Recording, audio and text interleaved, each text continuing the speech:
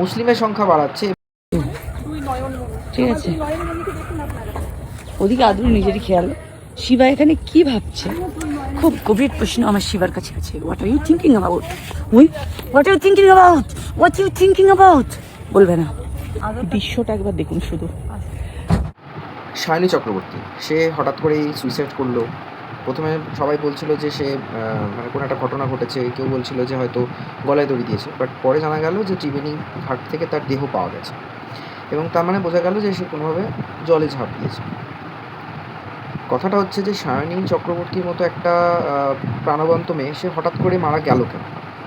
এবার এই কেন গেল এটার নিয়ে অনেক ধোঁয়াশা রয়েছে। আমি অলরেডি এটার উপর একটা ভিডিও বানিয়েছি, এবং সেখানে আমি প্রথম ভিডিও যেটা করেছিলাম, যে সেখানে বলেছিলাম যে হয়তো এরকম একটা সাসপেক্ট করা যাচ্ছে যে তার সাথে কোনো একটি ছেলের সম্পর্ক ছিল, এবং সেটা বাড়ির লোক মেনে নেয়নি এই হিসেবে। মানে আমি লাভ রিলেটেড সম্পর্ক ভেবেছিলাম যে সেখানে কোনোভাবে মনোমালিন্য হয়েছে, এবং তাই সে মারা গেছে, সুইসাইড করেছে। এবং এটাও একটা ফ্যাক্ট যে এই মেয়েটা একজন লয়ার, মানে লয়ার ইন দ্য সেন্স সে বিএলএলবি কমপ্লিট করেছে এই বছরই। তো ন্যাচারালি তারপর তার প্র্যাকটিস করা, ইন্টার্নশিপ করা, এগুলোর একটা ব্যাপার ছিল। তাহলে সেই মেয়েটা হঠাৎ করে মারা গেল কেন?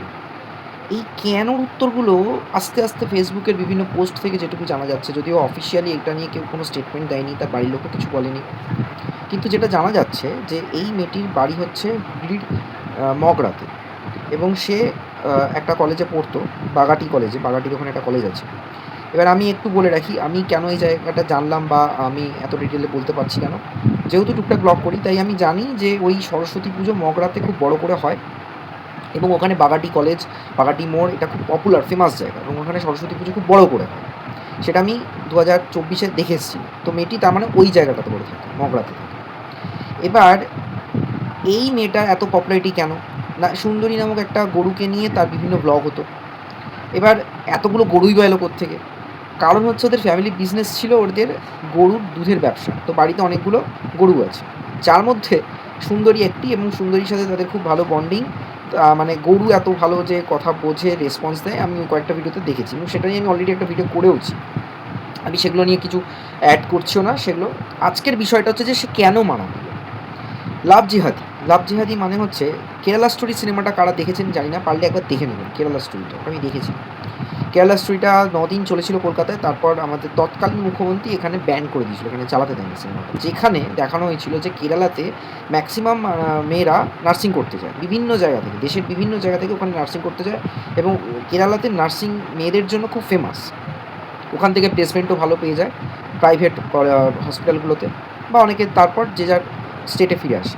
তো ওখানে কি হয় যে ওই মেয়েদের যে নার্সিং কলেজগুলোতে আছে, সেখানে অন্যান্য মেয়েরা ঢোকে অ্যাজ এ স্লিপিং সেলস হিসেবে, এবং সেখানে তাদের বাইরে কিছু মুসলিম ফ্রেন্ডসদের সাথে কন্ট্যাক্ট করিয়ে তাদের মধ্যে রিলেশন তৈরি করা, মানে ফেক লাভ রিলেশন তৈরি করিয়ে তাদের সাথে এতটাই ঘনিষ্ঠ হয়ে যায় যে তারপর তারা বিয়ে করার আগেই তারা এতটাই ক্যাজুয়ালি হয়ে যায় যে তারা প্রেগনেন্ট হয়ে যায়, এবং দেন তারপর তারা বাধ্য হয় বিয়ে করতে, এবং সবটাই টার্গেট হয় হিন্দু মেয়েরা। এখানে যেটা বলা হচ্ছে যে সে সুইসাইড করেছে, মানে একটা ছেলে, তার মানে সে ফেক লাভ ছিল, তাও হতে পারে, এবং সেটার হওয়ার সম্ভাবনাটাই বেশি ছিল না। তাকে হয়তো মোরালি, মানে বলে না যে পুরো ক্যাপচার করে নিয়েছে ছেলেটি, যার জন্য তার আর পিছিয়ে আসার কোনো অপশান ছিল না মেবি। কেন, যে একটা আইনে পড়াশোনা করছে, সেও যথেষ্ট সচেতন মানুষ, সোশ্যাল মিডিয়াতে ইনফ্লুয়েন্সার।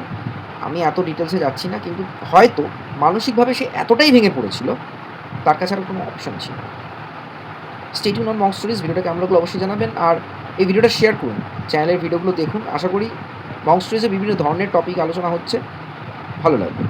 চ্যানেলটা সাবস্ক্রাইব করুন, শেয়ার করুন, মঙ্ক স্টোরিজকে বড় হতে সাহায্য করুন।